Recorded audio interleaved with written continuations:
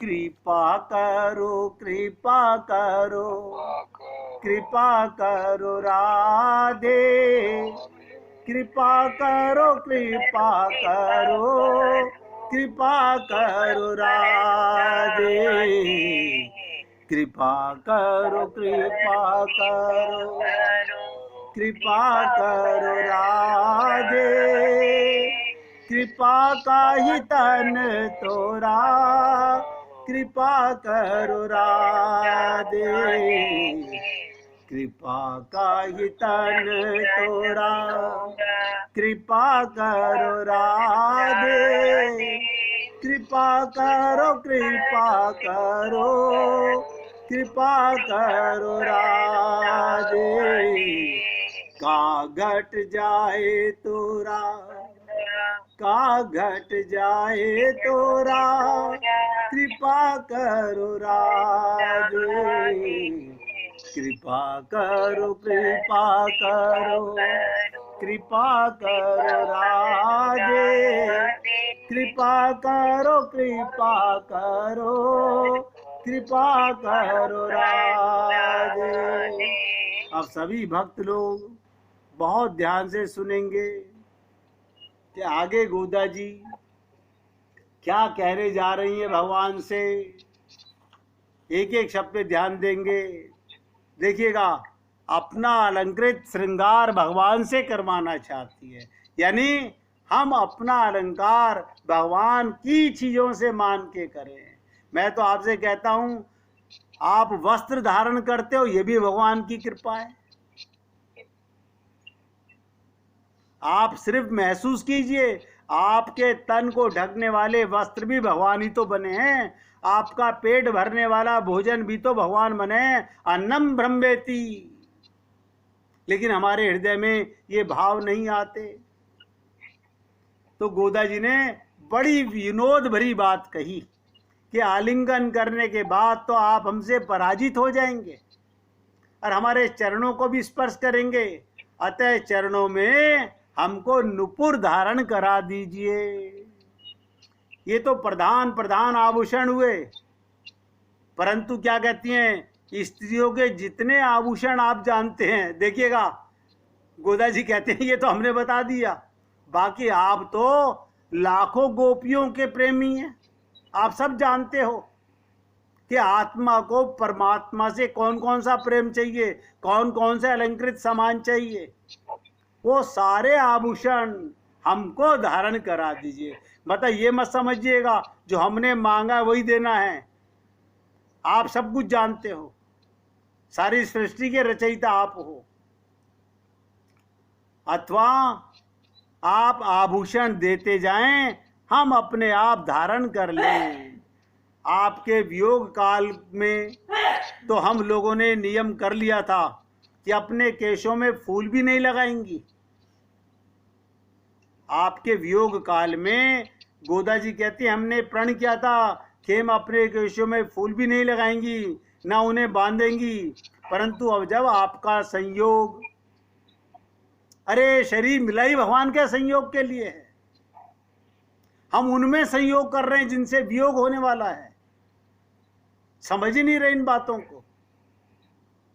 आपका संयोग हमको प्राप्त हो गया, तब आपसे मांग मांग कर स्वयं हम सभी आभूषण धारण करेंगी तथा वस्त्र भी धारण करेंगी। पहले के वस्त्र धारण करके भी हम अपने को, ध्यान दीजिएगा, मैं आपके सामने कैसे शब्द बताऊं। गोदा जी कहती है सांसारिक वस्त्रों को धारण करने के बाद भी हम अपने को निर्वस्त्र महसूस करती थी, लिप्त महसूस करती थी। ये आपकी कृपा हुई। हमारी इच्छा है आपका पहना हुआ वस्त्र हम धारण करें, ये मान के चलिए। पहले मैं जानता हूं कि लोग घरों के अंदर क्या करते थे, कोई नया वस्त्र लाते थे तो पहले मंदिर में ले जाके ठाकुर जी के चरणों में रखते थे, अपने माता पिता के चरणों में रखते थे, फिर उसे धारण करते थे। ये मानते थे भगवान का दिया हुआ है। लेकिन आज तो भैया मेरे डेबिट कार्ड और क्रेडिट कार्ड से पैसा आ रहा है, सब भगवान की कृपा को भूले हुए हैं। तो वस्त्र पहनने के बाद हम दुग्धान खीर खाएंगी। वो खीर ऐसी होनी चाहिए जो घी से बिल्कुल ढकी हुई हो और खाते समय घी प्रकोष्ठ मार्ग से बहने लगे। इसी बात को भट्टाचार्य स्वामी जी कहते थे, श्री कृष्ण के सन्निधान में जैसा भी अन्न खाया जाए वो ऐसा लगता है जैसे मुंह में अमृत घुल रहा हो, घृत आ रहा हो। हे श्याम सुंदर, आपके वियोग में तो हमने प्रतिज्ञा की थी। क्या प्रतिज्ञा की थी? गोदा जी क्या कह रही हैं विचित्र बात। आपके वियोग में हमने प्रतिज्ञा की थी कि हम ना घी खाएंगी ना दूध पिएंगी, परंतु आपसे प्रसाद पाकर अब फिर से खाने की उम्मीद जागी है।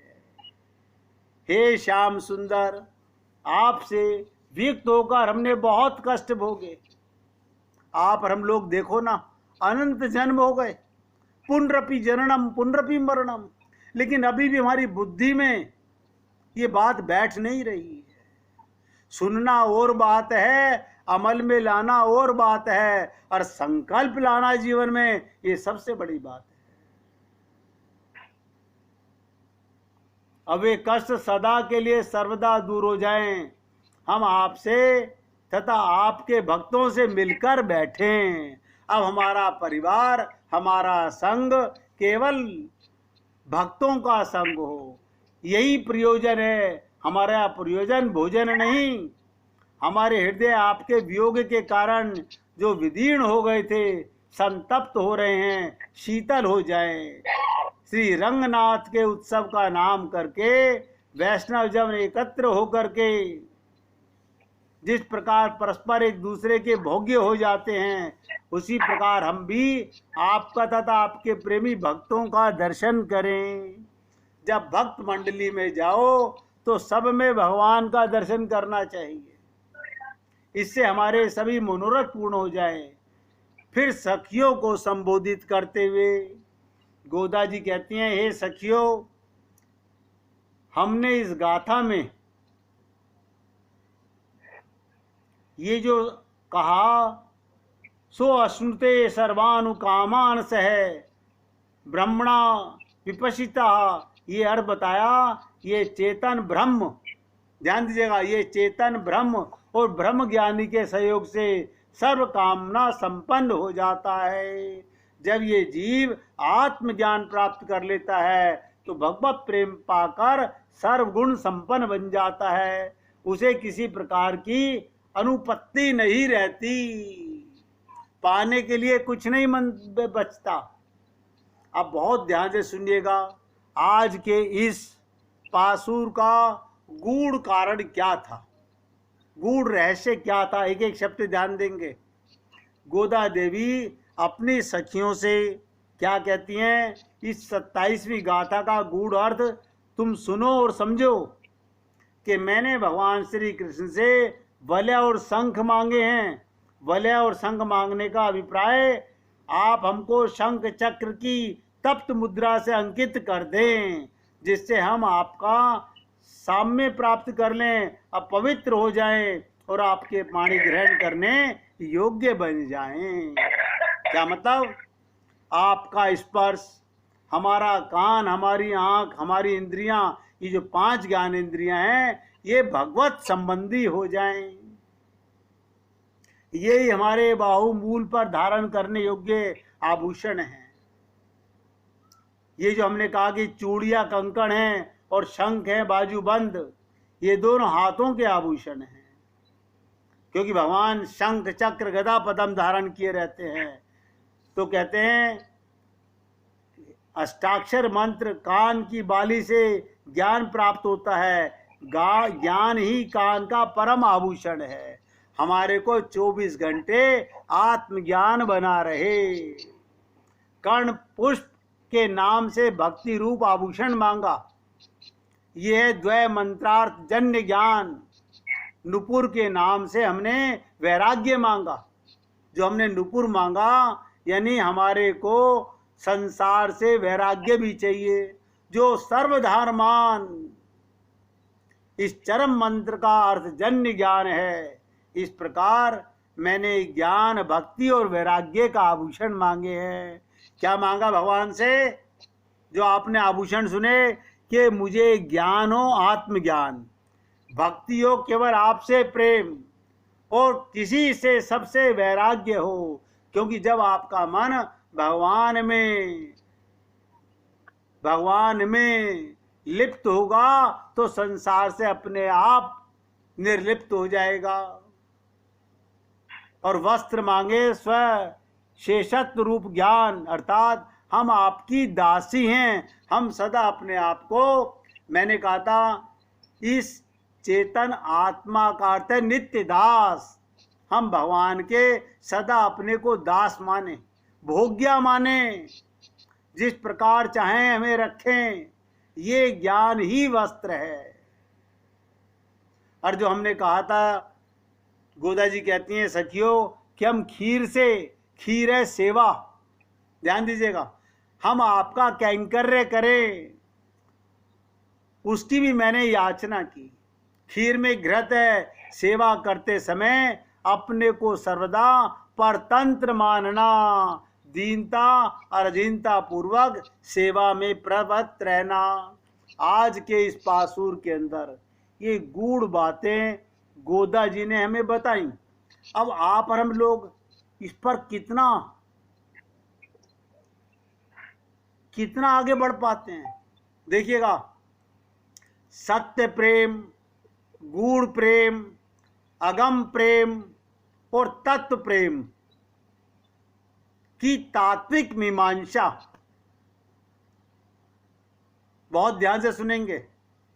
गोस्वामी तुलसीदास जी ने रामचरितमानस में राम भद्र के प्रति, भगवान राम के प्रति महाराज दशरथ के प्रेम को सत्य प्रेम कहा।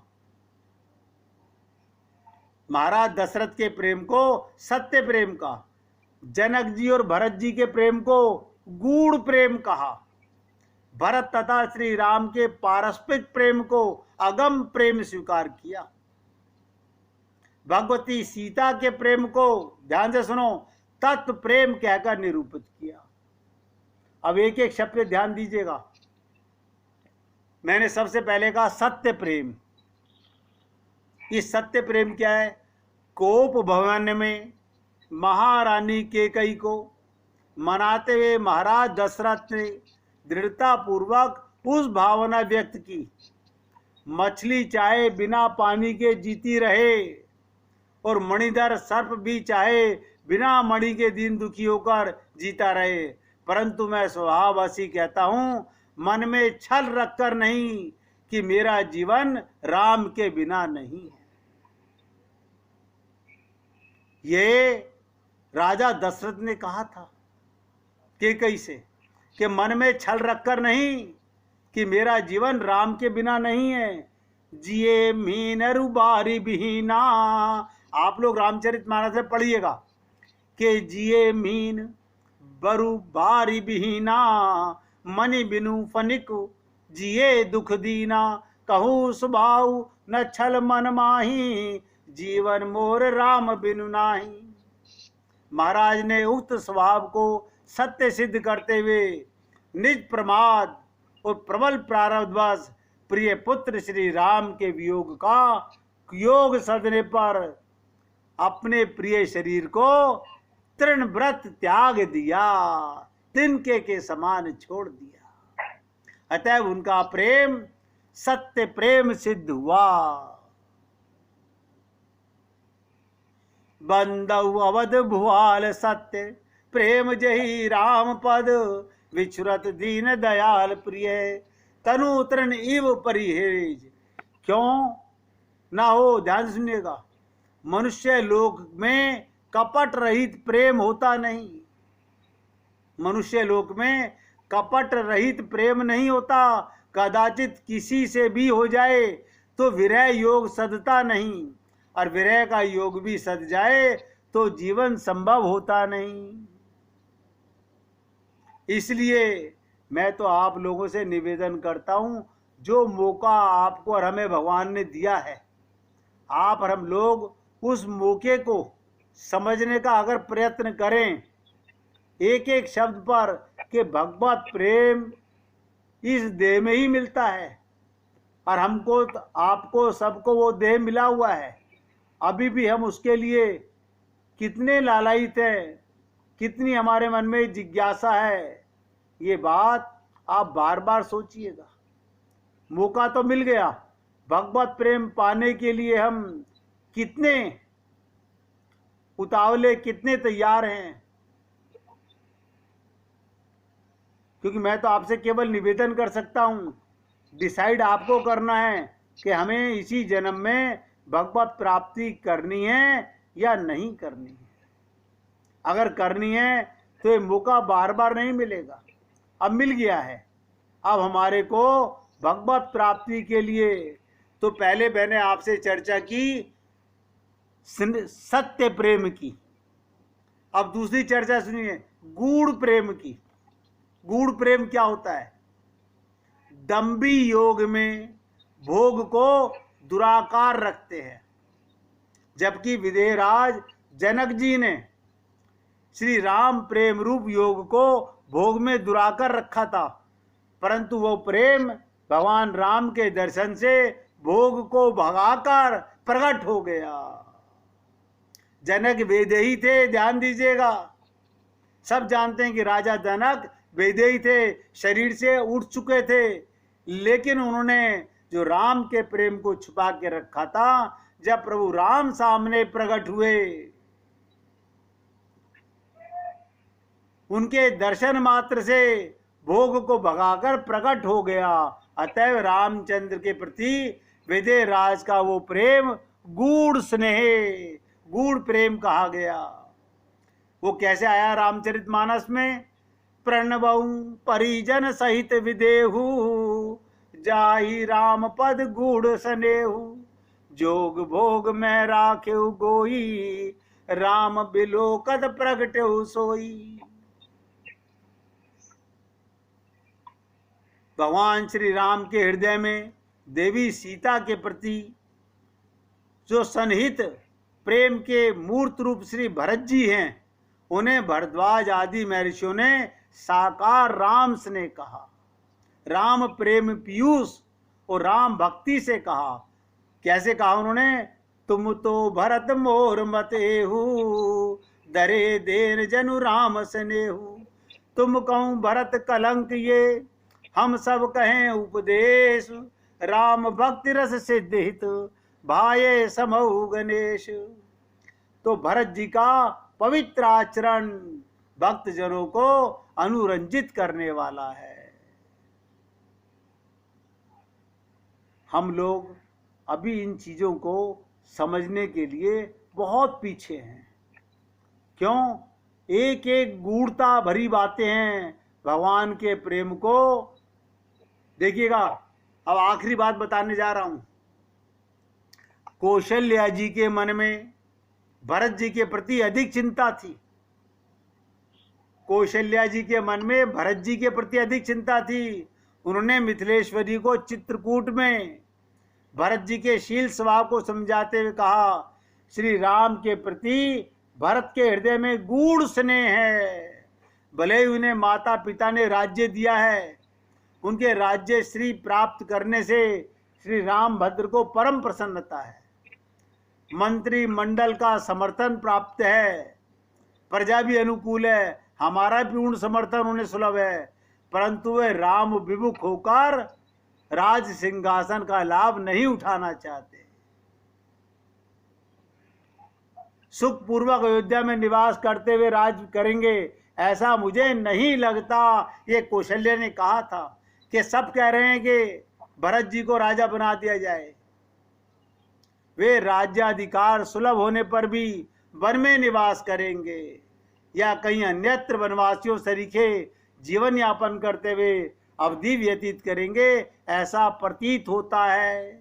ये भी रामचरितमानस में कहा गया, गूढ़ सने भरत मम मन माही, रहे नीक मोहि लागत नाही।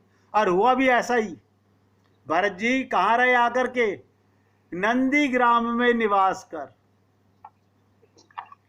नंदीग्राम में निवास करके भरत जी ने नियम, व्रत और भक्ति पूर्वक अवधि व्यतीत होने की प्रतीक्षा करते हुए भगवान श्री राघवेंद्र रामभद्र के प्रति अपने गूढ़ प्रेम को प्रकट किया। इसी प्रकार मैंने आपके सामने दोनों प्रेमों की चर्चा कर दी। अब ये आप समझने का प्रयत्न कीजिए कि हमारा प्रेम भगवान के प्रति कब जागेगा है अंदर। ये भी आपको बता देता हूं, सब हृदय के अंदर भगवत प्रेम छुपा हुआ है। हमने उसके ऊपर संसार के प्रेम को बिठा रखा है। ये हमारी लिप्तता है संसार में। जिस दिन हम निर्लिप्त हो जाएंगे, निरंजन हो जाएंगे, वो प्रेम अपने आप ऊपर आ जाएगा। इसलिए सभी भक्तों से मैं तो केवल निवेदन कर सकता